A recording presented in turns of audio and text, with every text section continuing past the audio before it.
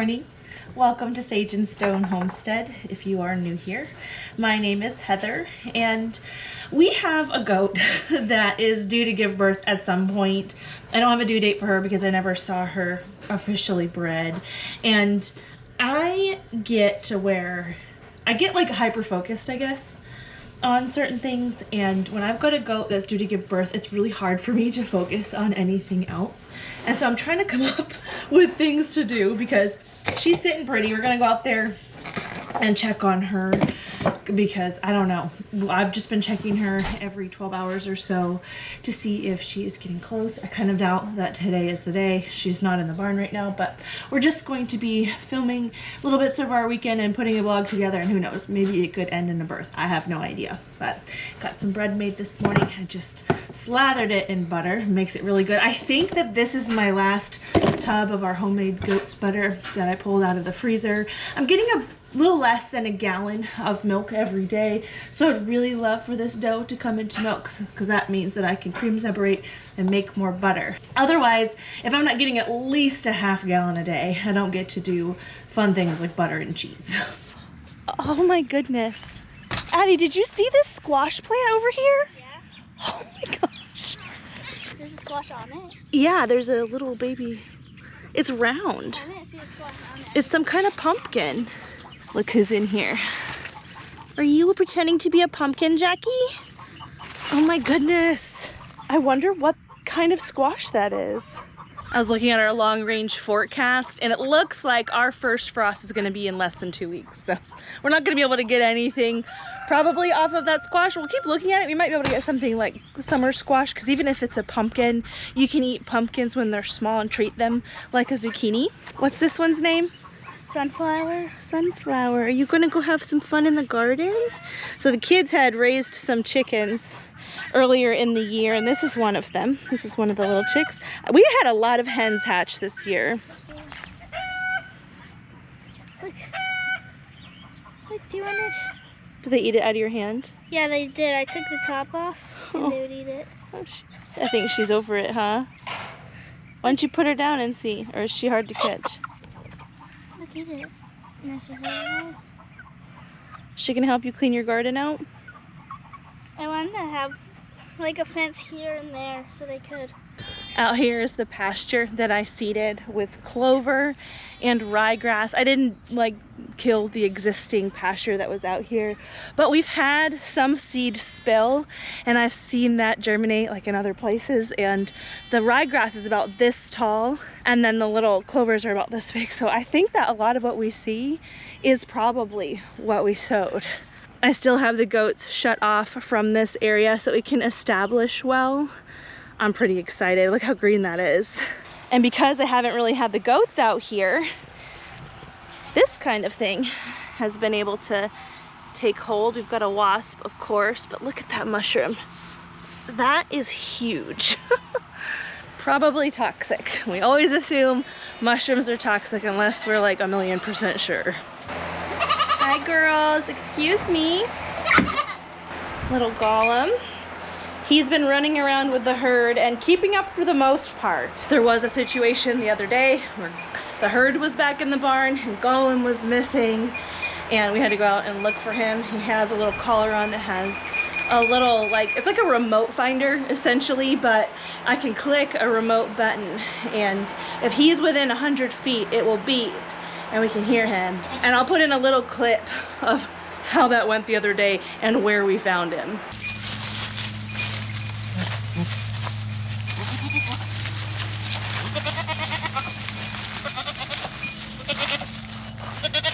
Oh, I hear him.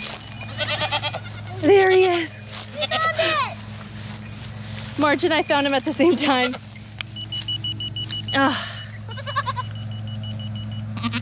So Margie, she would have found him regardless, but I still really like to have the beeper. Hi, ma'am. Stormy, how are you doing? She looks comfy, chewing the cud. Can I feel your ligaments? Real quick. Yeah, they're in there. I feel him. It's not gonna be today. I didn't think it was, because, you know, of course not. There's actually quite a few mushrooms that I saw down at the pond that might be edible, and I want to go look at them. The goats might follow us. How's it going out here? So there's a couple points where our girl pasture sits right next to our boy pasture.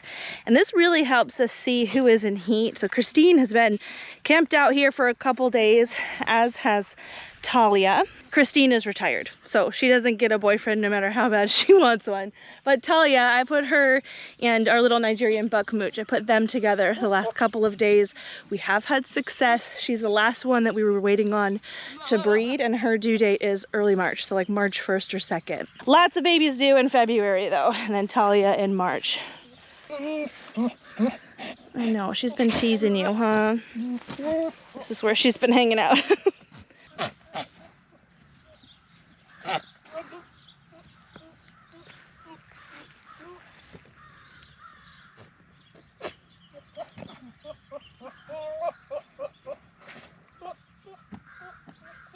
Hi, Clover. Are you happy to be in this pasture again? It really is the best. Clover's gonna have mooch babies too, and out of Clover, I'm excited to retain a buck and a doe. So it doesn't matter what she has, I'm keeping it. We had retained a mini La Mancha buck out of Clover's sister, Calamity, and that buck unfortunately did not live, so she may have our new Hullabaloo on board, because that's the plan. That little buckling's name was Hullabaloo, and I love the name. It fits our kind of chaos and pandemonium theme that we have with some of our goats, and I intend to reuse it, and I think this would be the perfect opportunity. I'm trying to remember exactly where I was when I saw the mushrooms. There's a couple different mushrooms that were out in the same area. There was some growing on a tree and then some growing at the base of the tree. I thought it was right here.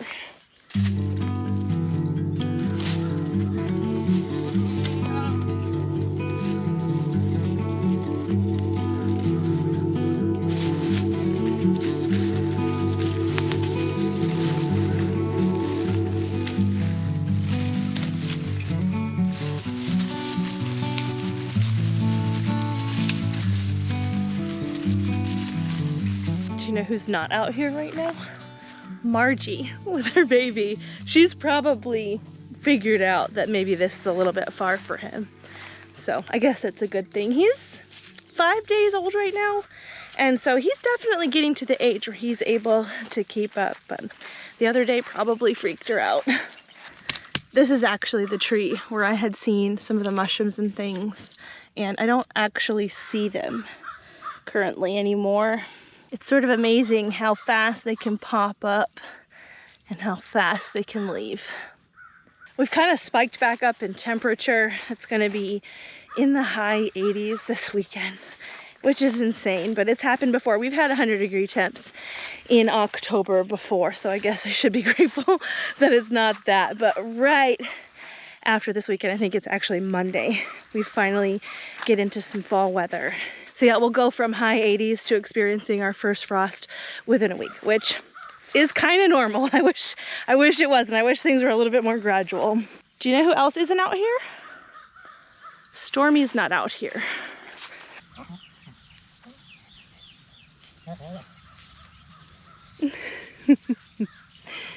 You guys are silly. Hi. Yeah, Tempest didn't go either.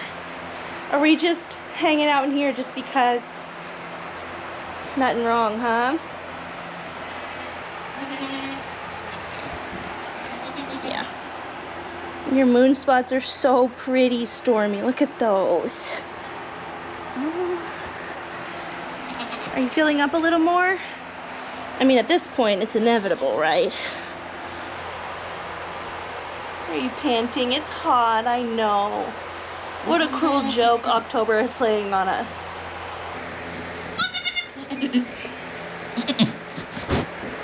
Hang on, Marge.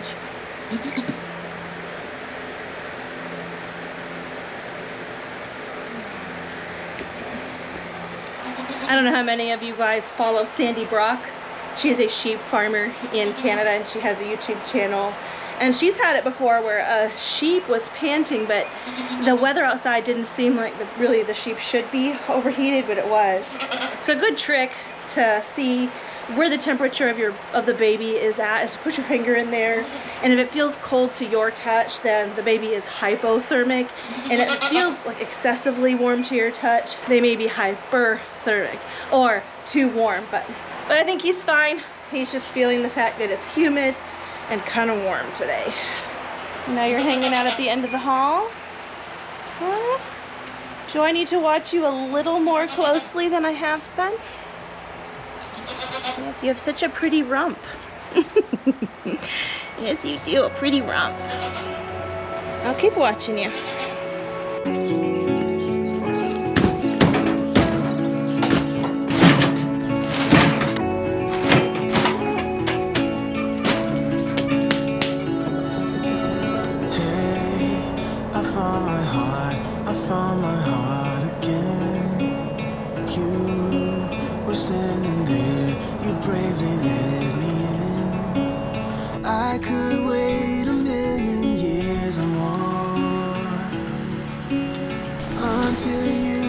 Knocking at my door.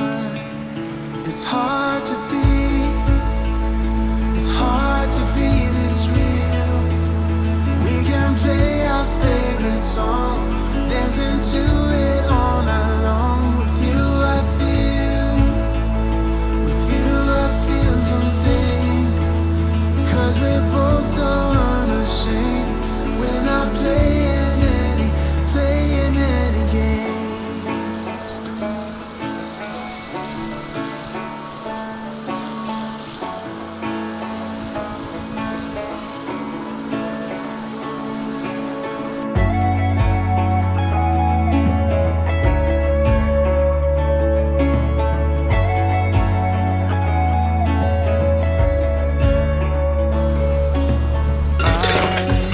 I found a star in you. Always guiding me to where my words are true. I've waited a million years before, and I'll do it all again just to make sure. Yeah, it's hard to be this real. We can play our favorite song, dancing to it all night long. With you I feel something, 'cause we're both so unashamed. We're not playing any games. Yeah, it's hard to be this real. We can play our favorite song, dancing to it all night long. With you I feel something, 'cause we're both so unashamed. We're not playing any games.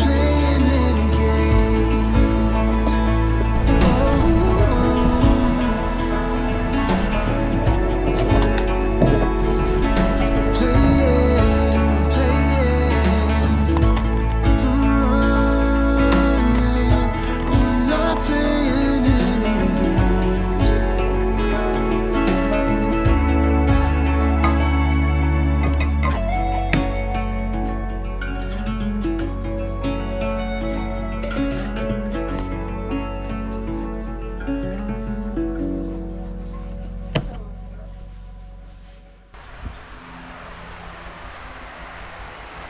Alrighty, so back to busying the hands.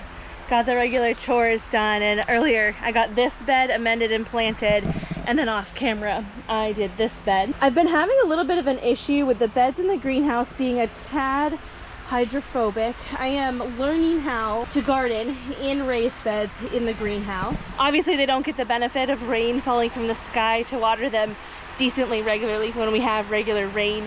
They will soak up some of the moisture from the groundwater when we do have some rain that kind of seeps in here. Woo!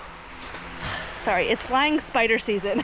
If you know what that is. It's not that spiders have wings, but you know when you see a lot of those little webs in the sky, there's like little baby spiders attached to them just floating on the breeze, kind of like in Charlotte's Web. That's what we're doing right now currently.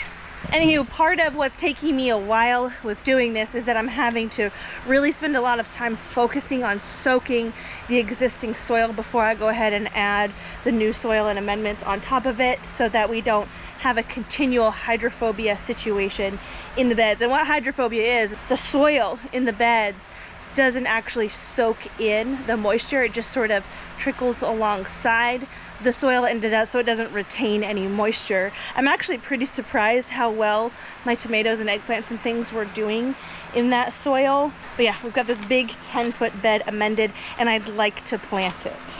In this 10-foot bed, I have King Tut purple hull peas and some broccoli, and I've got a different pea variety here, the green arrow shelling peas. I've grown these before and they are really nice, and I'm gonna plant probably this whole packet in this 10-foot bed along this side of the trellis. And you can plant peas about every 3 inches apart. You can also pre-soak the seed if you'd like. I'm not gonna do that, I'm just gonna be watering every day. And I'm gonna put the seed about an inch and a half down. This cattle panel, this is actually sheep and goat panel. These are 4-inch squares, so I can use that to kind of eyeball my spacing too.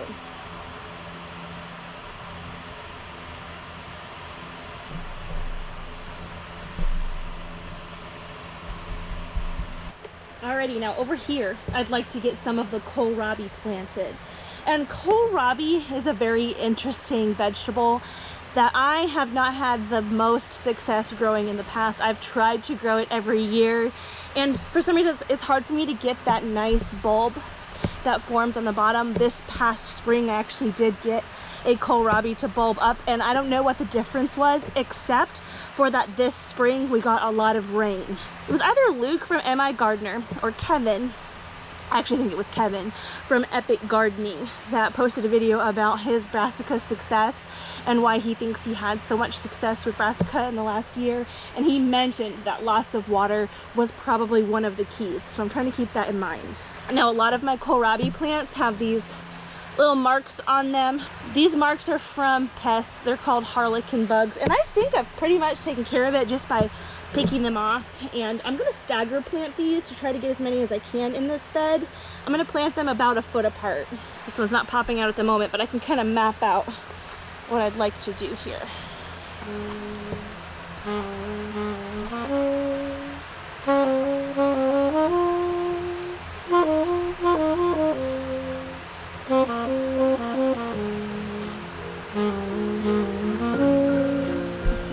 That's a harlequin bug.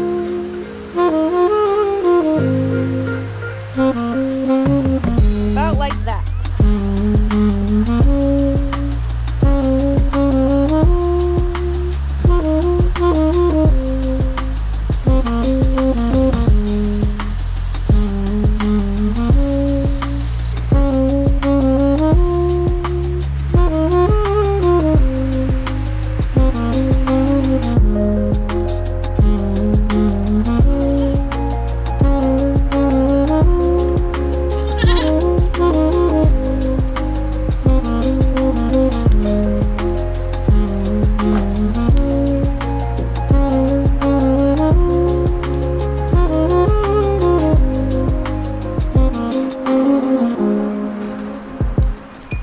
Where's your baby?